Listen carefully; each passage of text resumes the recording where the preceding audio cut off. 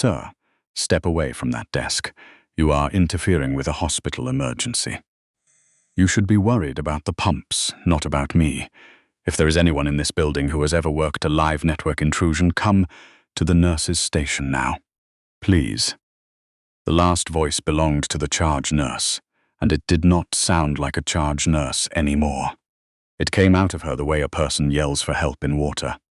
Not loud, just stripped of everything except need. The emergency department of St. Ambrose Regional Medical Center outside Dayton, Ohio, held 214 people that night, and for about 4 seconds, none of them made a sound. The vending machine hummed. Snow ticked against the ambulance bay doors. Somewhere in triage, a monitor that had been beeping for 11 hours went quiet, and the quiet was worse than the beeping had ever been. In the third chair from the wall, under a television playing a muted weather map, Amos Whitfield opened his eyes. He did not stand. He sat with his forearms on his knees, a canvas work jacket buttoned wrong. Sawdust still in the creases of his knuckles from a treehouse he had been framing at 4 that afternoon. His boots were wet.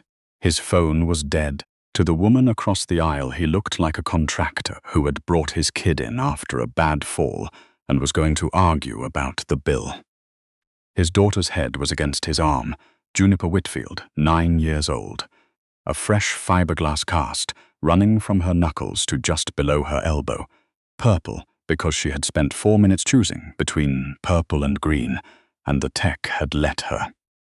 The cast had no signatures on it. She had made him promise he would go first. The lights browned out, came back, browned again. Every screen in the waiting room went white, then filled with black text, and stayed that way. Amos read the first 2 lines from across the room without moving his head, and something old shifted behind his ribs. He knew that layout. He knew the fonts people chose when they wanted a hospital to feel like it was talking to a stranger. He knew what a ransom note looked like at the exact moment it stopped being theoretical. He knew, too, what came after it. That was the part nobody in the room understood yet. Juniper stirred. Dad? Why'd the TVs go weird? Keep your arm up, June. Da. Elbow above your heart, like the man said. She lifted it. She was watching his face, though, and she had gotten very good at reading his face in the 2 years since her mother died. It was the one skill he wished he could take away from her.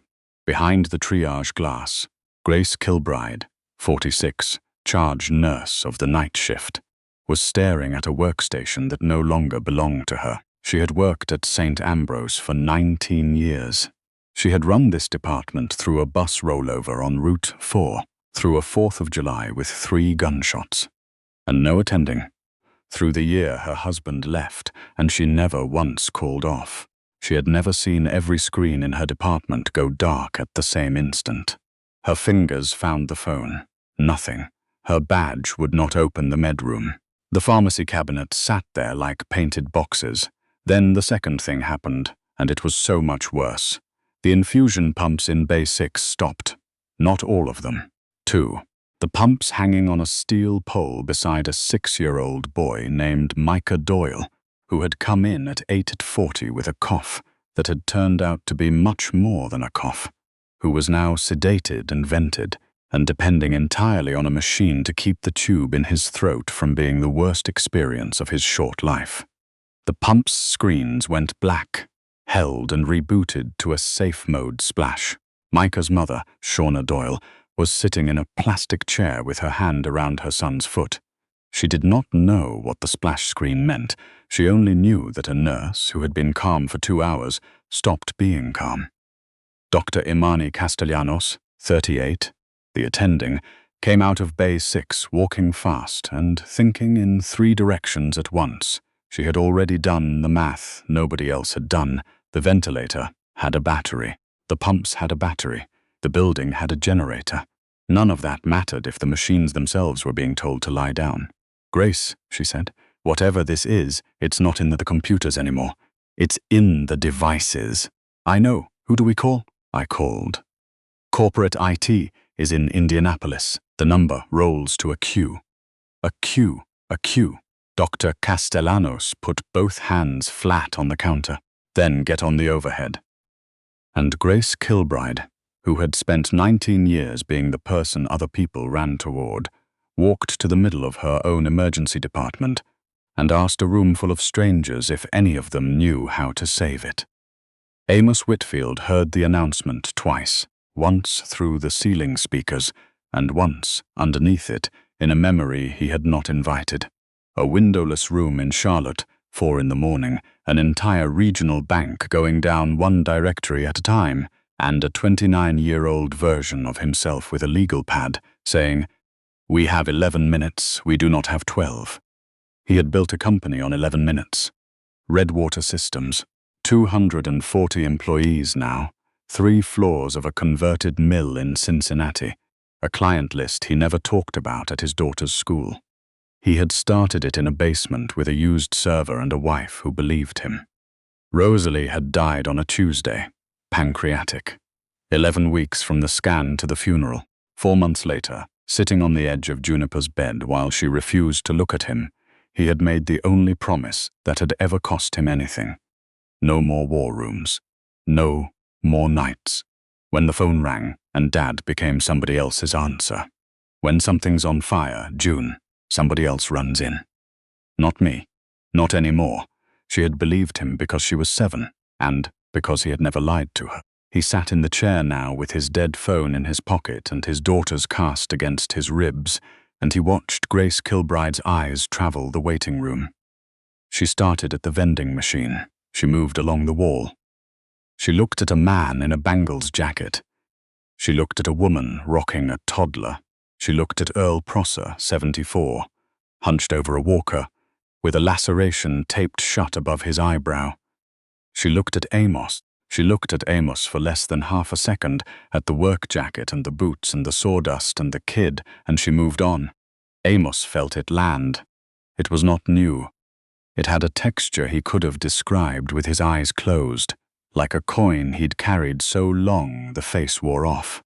He had felt it in a Sand Hill Road conference room in 2016, when a partner asked him twice, politely, whether he was there to fix the AV.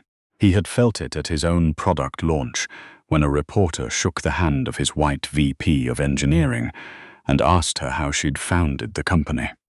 He had felt it 3 years ago in a hospital in this same county, when he came in from the shop floor of his father's old garage, with grease on his hands to sit with his dying wife, and a resident asked him if he was family.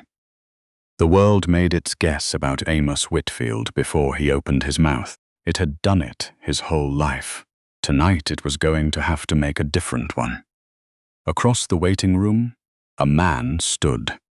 Grant Mulvaney, 52, was wearing a navy blazer over a quarter zip, and he had the loose, unbothered posture of a man who had never once been asked to prove anything. He came in from an urgent care wait for a kidney stone, and he raised a hand like he was ordering a drink. "I run it for the Fairmont School District," he said. 20 years. Happy to take a look. Grace turned to him with something like relief moving across her face. "Thank you. Yes, come with me." She did not ask him for a badge. She did not ask him where he had worked before Fairmont, or what a domain controller was, or whether he had ever in his life seen an incident that was still happening. She unlocked the staff door with a manual key and held it for him. Amos watched the door swing. "June," he said. "I know, you don't know. You've got your voice." She was looking straight ahead at the dark television. "The one from when Mom was here." He put his hand over her small hand, "The one not in the cast. There's a little boy through those doors," he said. "I think his machines are about to turn off." Juniper Whitfield sat with that. She was 9. She had already learned more about hospitals than any child should. Her chin trembled once, and she made it stop. And Amos hated the way she made it stop, because she had learned that from him. "You promised," she said. "I did." "Are you going to break it?" He thought about lying. He had never done it, and he was not going to start in a room with a ransom note on every wall. "I think I have to." She nodded. Then very fast before she could cry, "Then hurry up so you can sign my cast." He stood, His knees popped. He was 41 years old, and he had spent the afternoon on a ladder, and the room seemed to tilt very slightly as he came up out of it, the way a room does when you decide to change something. He walked to the nurse's station. "Ma'am." Grace turned. Up close, she was tired in a way that had passed exhaustion and come out the other side into something granite. "Sir, please sit down. We have a situation." "You have an active intrusion." "And it's lateral," Amos said. "It's already past your records. It's in your biomedical segment. That's why the pumps rebooted."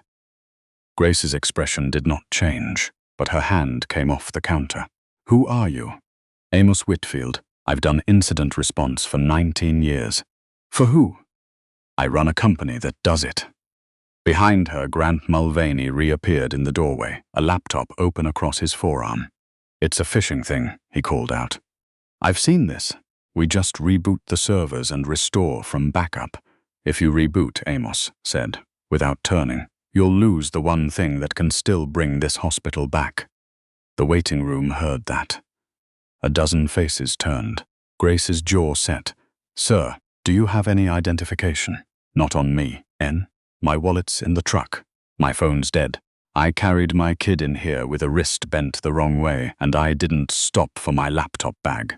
A business card. A badge. Anything. No." She stared at him. Amos watched her mind work, and to her credit he could see it working. Could see the training and the liability and the 19 years of protocols all arriving at once and jamming in the doorway together. "You understand what you're asking me," she said quietly. "You are asking me to put a stranger into my server room during the worst night of this hospital's history. There are children in there. There is a man on dialysis in Bay 9. If you are wrong or confused or you just want to be useful." "People die, yes, I understand." "No." Her voice cracked upward. "I need to know that you understand." Amos stood very still.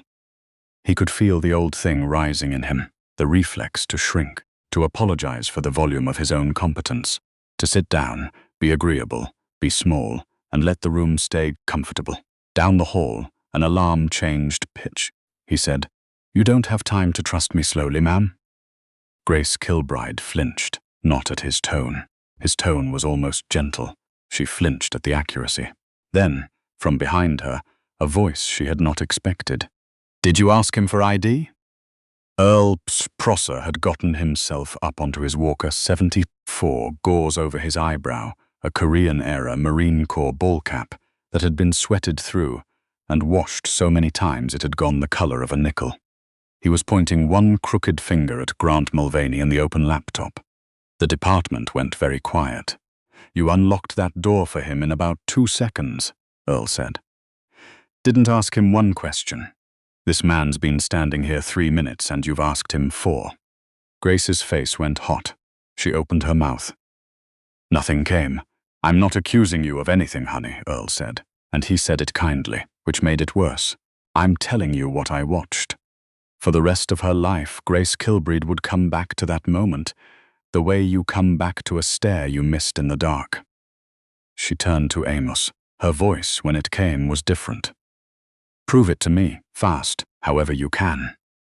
Amos did not raise his voice, and he did not defend himself, and he did not reach for a title. "In about 90 seconds, he said, "the workstations in your imaging suite are going to go down. Not the ER ones. Imaging. They'll go last on that floor because they're on their own switch, and your radiology vendor put them behind a jump box that hasn't been patched since it was installed. After that, your phones will start working again for about 2 minutes.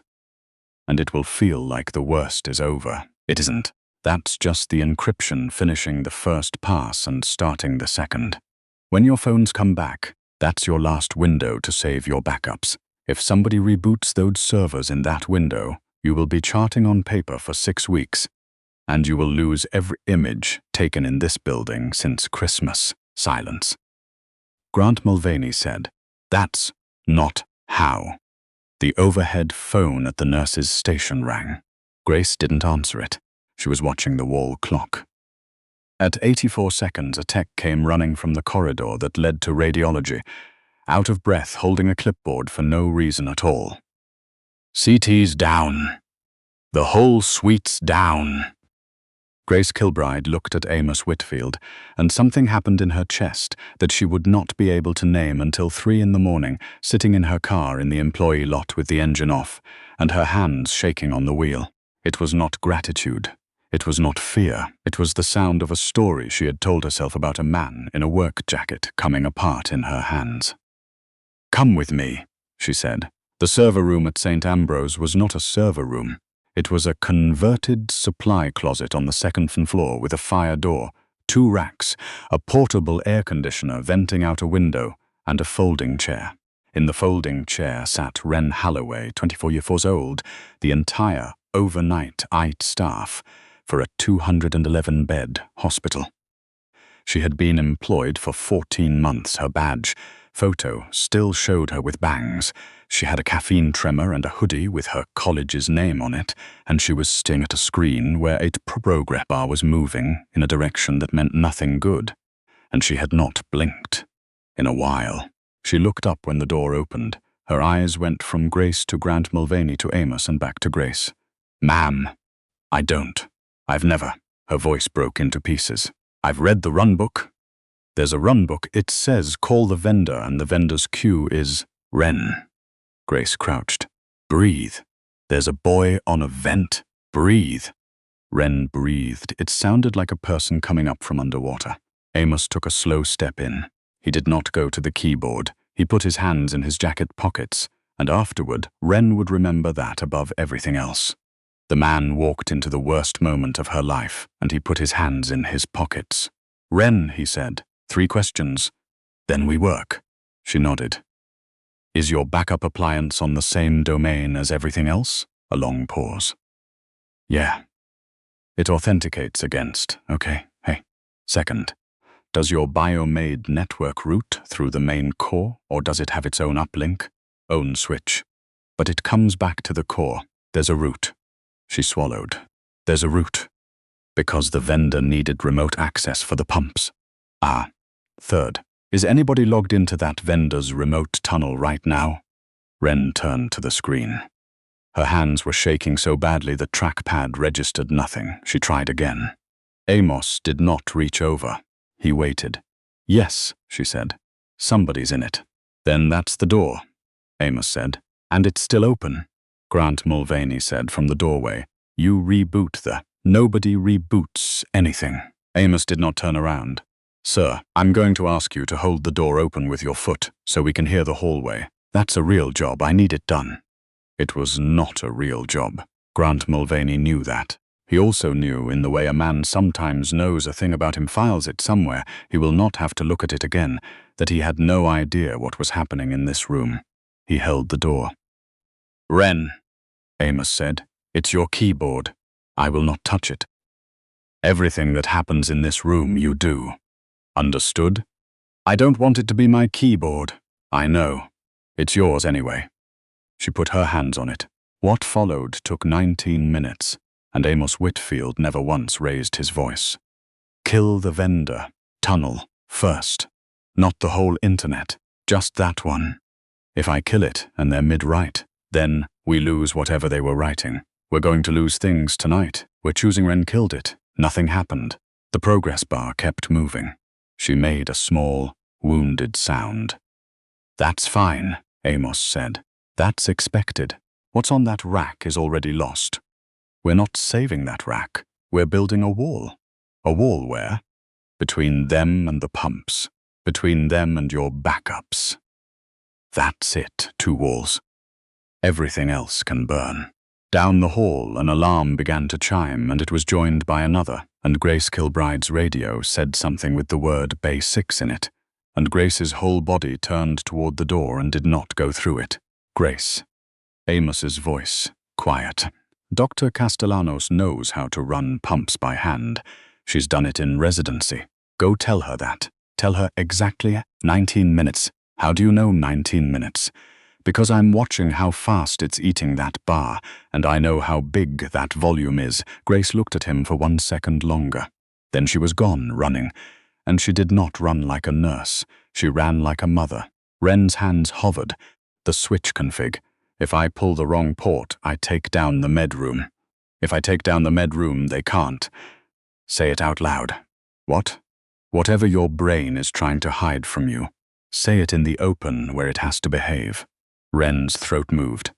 If I do this wrong, a kid dies, and it's my fault, and everybody will know it was me because I'm the only one here.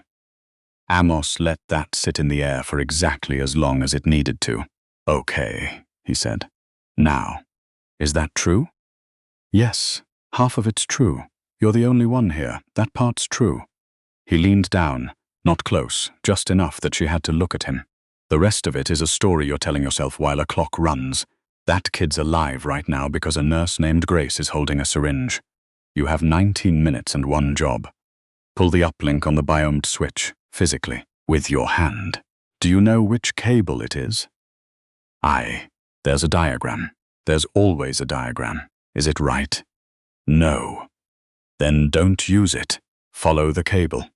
Wren Holloway got down on her knees on a cheap carpet tile in a converted supply closet and put her hands into a nest of cabling that had been added to by 6 different contractors over 11 years, and she traced one grey line with her fingertips until she found where it went.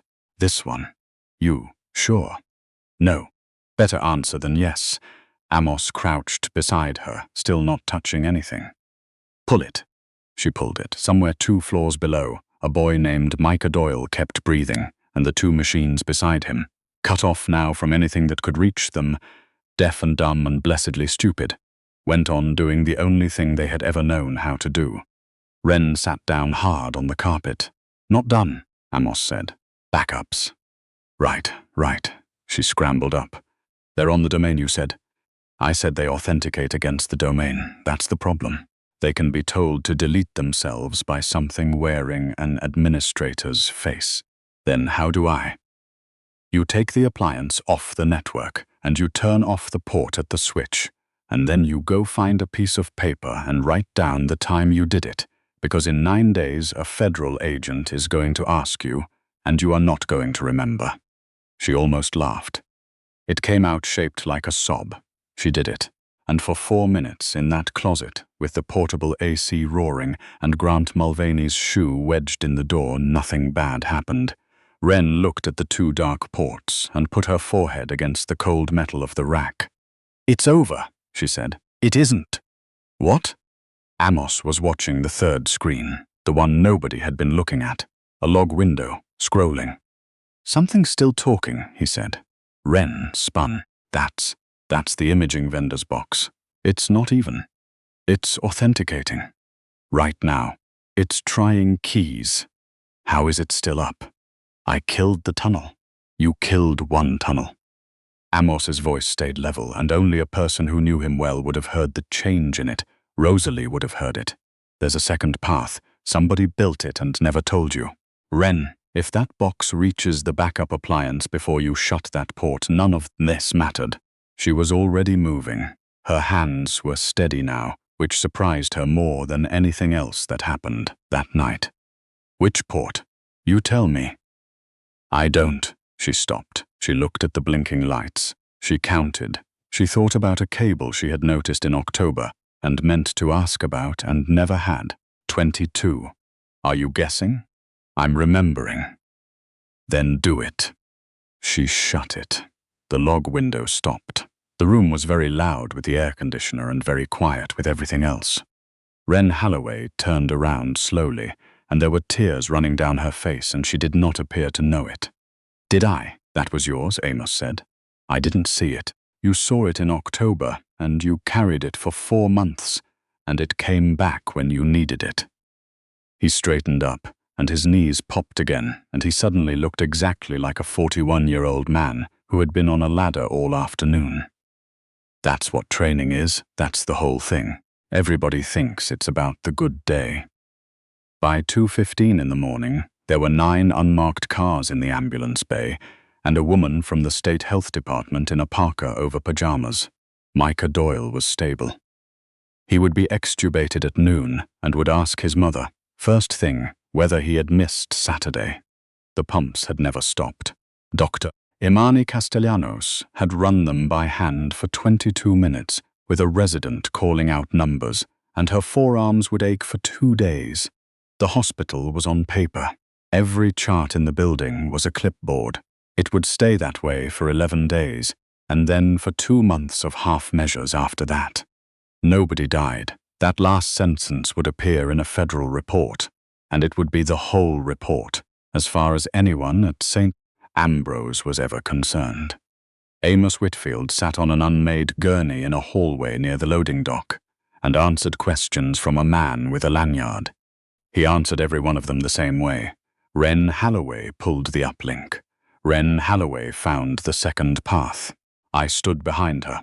"Sir," the man said on the 4th repetition. "You're aware that you're—" "I'm aware." "Then why do you keep saying it like that?" Amos looked down the hallway.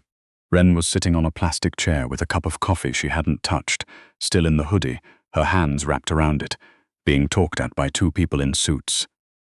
"Because she's 24, he said, "and in about 6 weeks somebody in a conference room is going to decide who this was the fault of. And when they do, I want it in writing, in your notes, that the person who saved this hospital was already working here." The man with the lanyard wrote it down. Around 3, a man in a good overcoat found him. Preston Locke, Vice President of Communications for the health system, had driven in from Springboro with his shirt untucked and his composure fully assembled. He had a folder.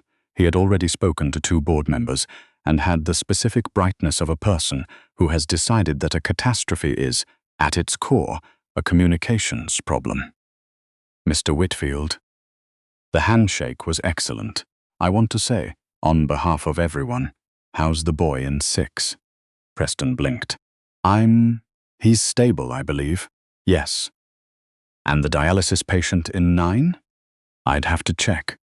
"You should check," Preston recovered smoothly. "Sir, I understand that you're the founder of Redwater Systems. That's a significant detail.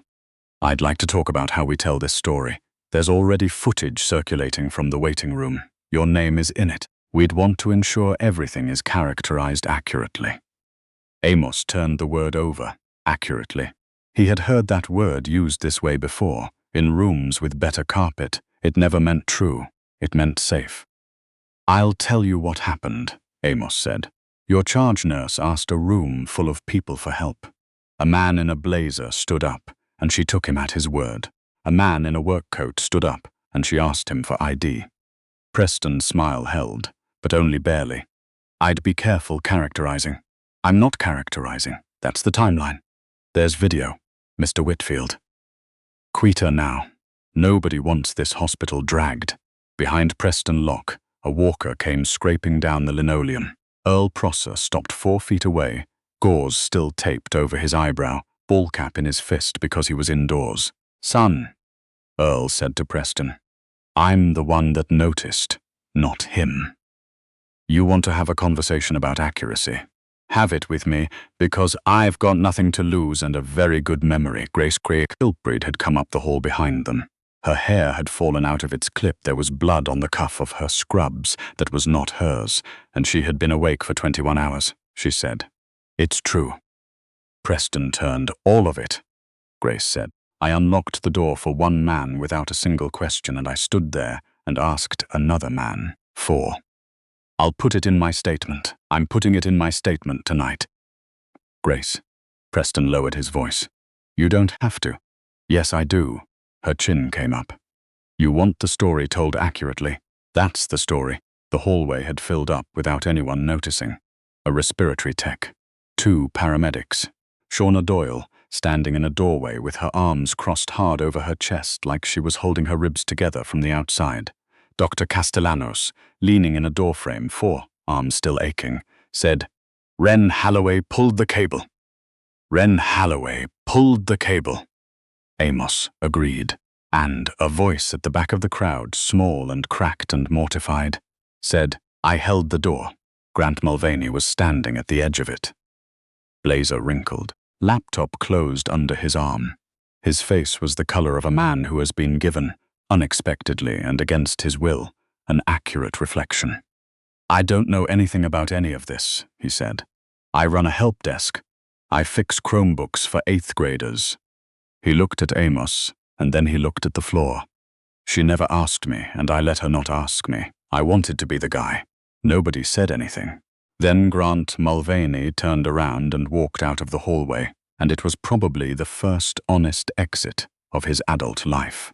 Amos found Grace in the med room at 10 to 4.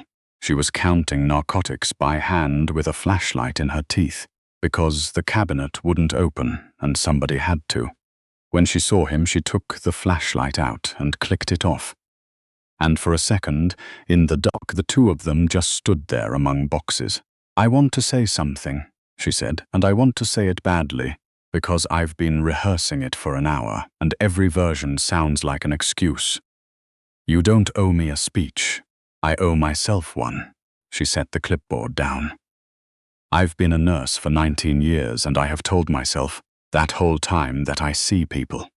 That's the thing I'm proud of. That's the thing I'd tell you if you asked me what I'm good at. And I looked right at you, and my brain wrote a paragraph about you before you said one word, and the paragraph was wrong. And if that boy in 6 had died, he'd have died in the 4 minutes I spent asking you for a business card." Amos leaned against the counter. "You were protecting the department," he said. "That's real." "No. Don't do that. Don't hand me a soft one." "I wasn't protecting the department. If I'd been protecting the department, I'd have asked him for a badge, too." Her voice steadied. "I was protecting the version of the room that made sense to me." The refrigerator compressor kicked on. "I'm sorry," Grace said. Amos nodded once. He did not say it's fine, because it wasn't. And he did not say it happens, because it did. Constantly he had spent 41 years being the place where it happened. He said, "Then don't do it to Ren." Grace looked up. She's 24 and she just did the hardest thing anybody in this building did tonight, and she did it on her knees on a carpet tile. When the reports come out, somebody's going to want a villain who's cheap to fire. He pushed off the counter. Be the one who says no. That's the whole apology. That's all of it. Grace Kilbride, who had not cried at work since 2011, pressed the back of her wrist against her eyes and stood there in a dark supply room and let it happen. Juniper Whitfield was asleep in the 3rd chair from the wall, with her purple cast propped on a stack of magazines, when her father came back through the doors at 4:20 in the morning. The waiting room was almost empty. The televisions were still black. Snow was still coming down. Somebody had brought in 3 boxes of donuts from a gas station and left them on a chair, and 8 or 9 people had eaten from them without saying anything to each other, which Amos would think about later as one of the more decent things he had ever seen. He crouched down, his knees popped. He was going to feel this in the morning, and for several mornings after. June. Her eyes came open all at once, the way kids do. Did the boy live? That was her first question. Not are we going home. Not is it over. He lived. She sat up. She was 9, and she had her mother's mouth and her mother's way of getting straight to the thing that mattered while everyone else was still clearing their throat. "You said somebody else would run in," she said. "I know. You said it right on my bed. You had the blue shirt. I remember the shirt. So you lied." Amos Whitfield sat down on the dirty floor of a hospital waiting room in a wet work coat and put his back against the chair beside his daughter's, and for a long moment he could not find the words, because there was a version of this where he explained himself and it was full of reasons and the reasons were all correct, and none of them belonged in this conversation. "When your mum was sick," he said, "I sat in a lot of rooms like this." Juniper went still. "And every one of those nights, there was somebody in the building who knew what to do. A nurse, a tech, somebody who'd seen it before. And I used to lie awake thinking, what if there hadn't been? What if the person who knew was sitting out in the hall being polite?" Her lip was going. She pinned it with her teeth. "I made you that promise because I thought the man who runs in and the man who comes home were 2 different people," Amos said. "I thought I had to kill one to keep the other. And tonight I found out they've been the same guy the whole time." He turned his head. "I'm not going to make that promise again, June. I'd be lying to you twice." Juniper Whitfield thought about it. She thought about it the way children do, which is completely without any of the sideways glances adults use to check whether they're allowed to feel what they feel. "Were you scared?" she asked. He could have said no. "Yes," he said, "the whole time." And her face changed, not into disappointment, which he had braced for, but into something loose and relieved, because she had been scared too, and now she was not scared alone. She held out her arm. The purple cast, still unsigned, waiting since 7 o'clock the previous evening, because she had decided her dad went first, and had defended that decision against 2 nurses, a radiology tech, and a very persistent boy in the hallway with a nosebleed. Amos pulled a felt tip from the front pocket of his jacket, the one he used for marking studs. He wrote his name. Then, under it small, so that she would find it later when she was picking at the edges of the cast in the 3rd week, and hating it, "I came back." Juniper looked at it for a long time. "You can go sign the other ladies too," she said. "The one who was crying." "Which one?" "The nurse. The tired one." She yawned enormously. "She doesn't have a cast, but she looked like she needed something signed." They walked out at 5:40 into a parking lot with 6 inches of new snow on it. Amos's truck wouldn't start. Wren Halloway, who had not slept and was not going to, drove them home in a Corolla with a check engine light and a phone charger she made him take. At the corner of his street, she said, "Mr. Whitfield, can I ask you something dumb?" "Sure. Why didn't you just take the keyboard? You could have done it in 6 minutes." He watched the wipers push the snow around. 4, he said. "But then, in 6 months when it happens again, they'd be waiting for a stranger in a work coat instead of walking down the hall to you." Wren Halloway pulled over, put the car in park, and cried for about 90 seconds, while a 9-year-old in the back seat patted her shoulder with a purple cast. Then she wiped her face and drove them the rest of the way, because that is what you do. The story got out, the way stories do now. A phone video from the waiting room. 16 seconds of a charge nurse asking a black man in a canvas jacket for identification while a man in a blazer walked through a door behind her. Somebody found out who he was. Somebody always does. Amos Whitfield never posted about it. Redwater Systems put out 4 sentences and then went quiet. He turned down every interview but one. A local reporter, and in it he answered 9 questions about Wren Halloway and none about himself. And when she finally asked him what he wanted people to take away from that night, he was silent long enough that she thought the line had dropped. Then he said this: "There was a man in that waiting room with a walker who saw the whole thing in about 2 seconds. He didn't have a title. He didn't have a badge. He just paid attention. And I keep thinking that if that had been the only thing anybody did right that night, it would have been enough, because he made a room full of people look at something they'd all decided not to see. That's not a special skill. Anybody can do it. Most people don't." 6 weeks later, on a Tuesday, Wren Halloway got a letter offering her a role she had not applied for at a company in a converted mill in Cincinnati. She turned it down. She stayed at St. Ambrose. She told him she wanted to be the person who was already there. He said it was the best answer he'd ever gotten. Grace Kilbride wrote her statement that first night, at 4:52 in the morning, at the nurse's station, in pen, in handwriting that got worse as it went. Nobody asked her to include the part about the door. She included the part about the door. 2 administrators asked her, separately and gently, whether she wanted to revise it. She said no both times. That statement is still in a file somewhere. She has never regretted it, and she has never quite forgiven herself either, which she has come to understand are 2 different things that can live in one person at the same time. Micah Doyle turned 7 in April. He does not remember any of it. His mother remembers all of it, and every year on that same February night, When the anniversary comes around and the local news does its little segment, Juniper Whitfield's father tells her the same thing, and she is old enough now to roll her eyes at it, and young enough to still want to hear it. Courage isn't the absence of fear, he tells her. It's what love does when it's cornered. It's a nurse writing down the worst thing she did. It's a 24-year-old on her knees in a supply closet following a cable with her fingertips. It's an old man with a walker saying, "Did you ask him?" It's a man in a work coat standing up in a room that had already decided who he was. The world is going to write a paragraph about you before you speak. It did it to him in a boardroom, in a hospital, in a parking lot, in a school pickup line, and it will do it again next week. The only thing any of us can control is whether we're the one holding the pen. If this story reached you tonight, hit that like button and subscribe for more stories that stay with you.